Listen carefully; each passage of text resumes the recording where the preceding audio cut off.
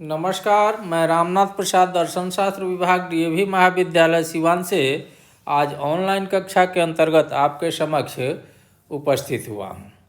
आज की कक्षा में हम लोग सिलोजिज्म के विशेष नियमों पर चर्चा कर रहे हैं। विशेष नियमों की चर्चा के क्रम में हम लोगों ने फर्स्ट फिगर के विशेष नियमों की चर्चा की, सेकंड फिगर के विशेष नियमों की चर्चा की और पिछले क्लास में हम लोगों ने थर्ड फिगर के फर्स्ट रूल की चर्चा की, प्रथम नियम की चर्चा की। आज की कक्षा में हम लोग थर्ड फिगर के दूसरे नियम की चर्चा करेंगे। थर्ड फिगर के दूसरे नियम के अनुसार निष्कर्ष को अवश्य ही अंशव्यापी होना चाहिए।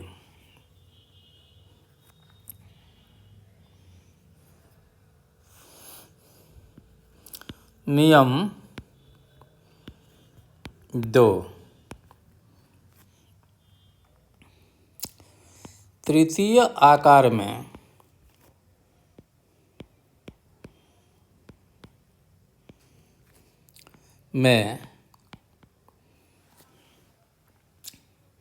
निष्कर्ष को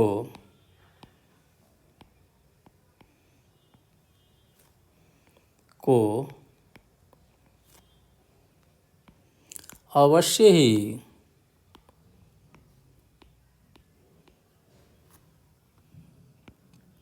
अंशव्यापी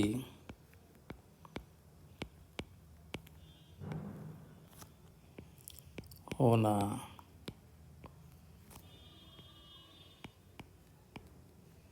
चाहिए।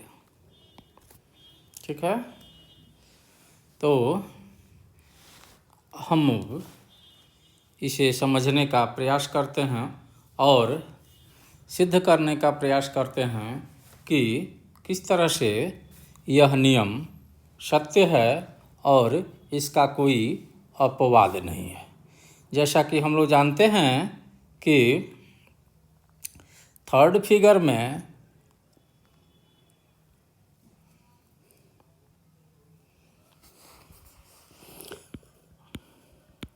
नियम तो हमने लिख दिया था।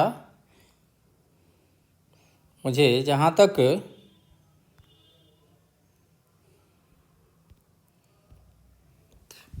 तो अब हम लोग यह समझने का प्रयास करेंगे कि किस तरह से थर्ड फिगर में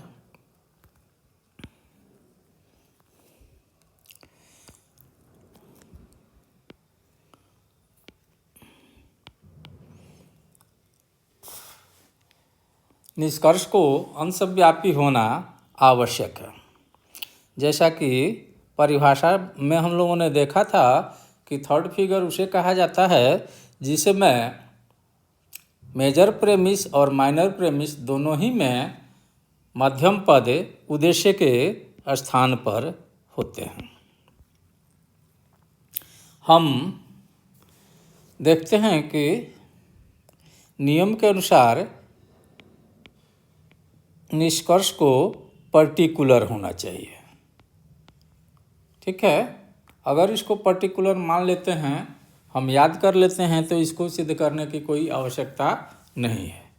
लेकिन अगर हमारे मन में कहीं कोई संशय है कि कहीं इसका कोई अपवाद होता है या नहीं होता है, यह नियम सही है या नहीं है, तो जब हमारे मन में यह संशय आवे कि यह नियम सही नहीं है, अर्थात निष्कर्ष पर्टिकुलर नहीं है, तो हम तुरंत यह मान लेंगे कि निष्कर्ष यूनिवर्सल है। ये एक दूसरी स्थिति बनती है।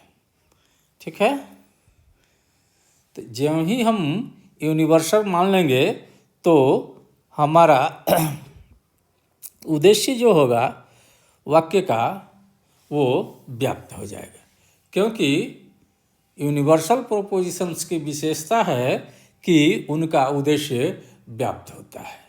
ये में उद्देश्य व्याप्त होता है और विधेय अव्याप्त होता है।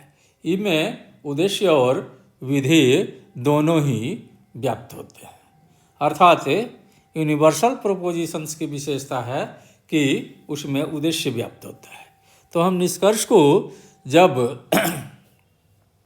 हम यूनिवर्सल मानेंगे तो निष्कर्ष के उद्देश्य को अर्थात माइनर टर्म को हमें व्याप्त मानना होगा। ये तीसरी स्थिति हो जाती है।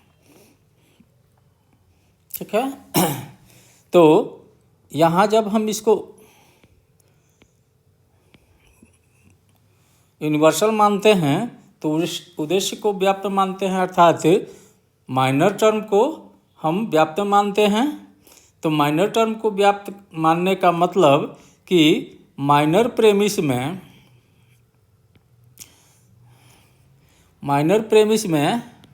हम माइनर टर्म को व्याप्त मान रहे हैं।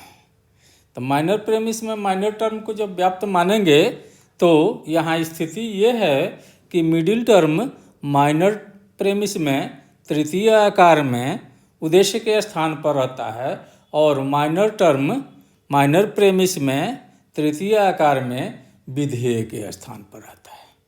अर्थात जिस वाक्य का विधेय व्याप्त होता है वह नकारात्मक होता है, निषेधात्मक होता है। हमारी अब तार्किक मजबूरी होती जा रही है कि माइनर प्रेमिस में माइनर टर्म व्याप्त है और वह विधेय के स्थान पर है, तो माइनर प्रेमिस को हमें निषेधात्मक मानना होगा। अर्थात माइनर प्रेमिस निगेटिव हो जाएगा।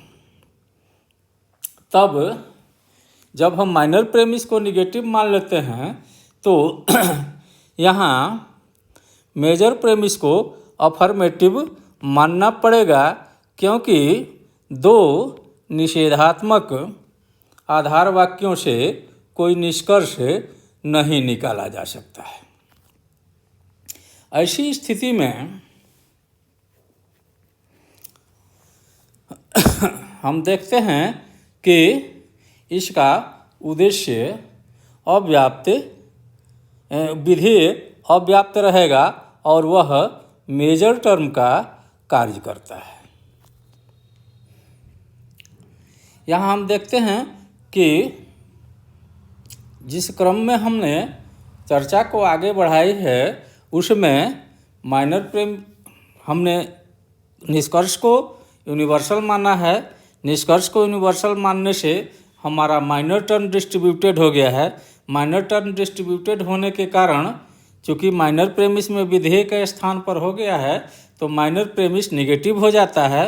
माइनर प्रेमिस जब निगेटिव हो जाता है तो मेजर प्रेमिस अफर्मेटिव हो जाता है और अफर्मेटिव होने से मेजर टर्म जो है वो अनडिस्ट्रीब्यूटेड हो जाता है। एक और स्थिति बनती है कि मेजर प्रेमिस अफर्मेटिव है और माइनर प्रेमिस निगेटिव है तो हमारा निष्कर्ष निगेटिव होगा।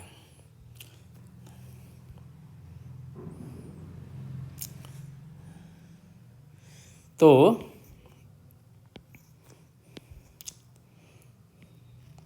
फिर से हम इसको बना देते हैं, इसमें कोई दिक्कत नहीं है।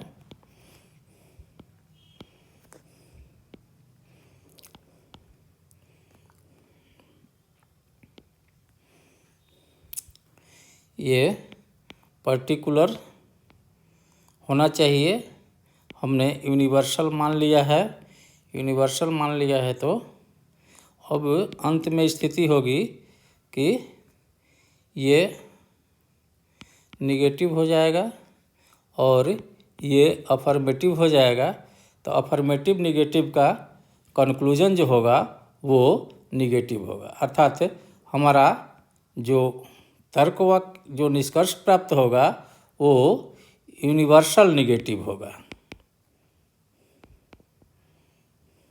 अर्थात ई वाक्य होगा तो इसमें इसका प्रेडिकेट भी व्याप्त होगा।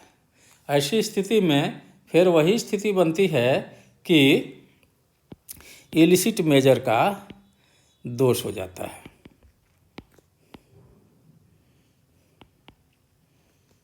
अर्थात अव्याप्त बृहत पद दोष। अर्थात जब हम निष्कर्ष को यूनिवर्सल लेते हैं तो वैसी स्थिति में अव्याप्त बृहत पद दोष उत्पन्न हो जाता है। इसलिए कभी भी जो निष्कर्ष होगा वो यूनिवर्सल नहीं होगा बल्कि पर्टिकुलर होगा। यह नियम सिद्ध हो जाता है। अगले वर्ग में हम लोग चतुर्थ आकार के विशेष नियमों की चर्चा करेंगे। तब तक के लिए विदा। धन्यवाद।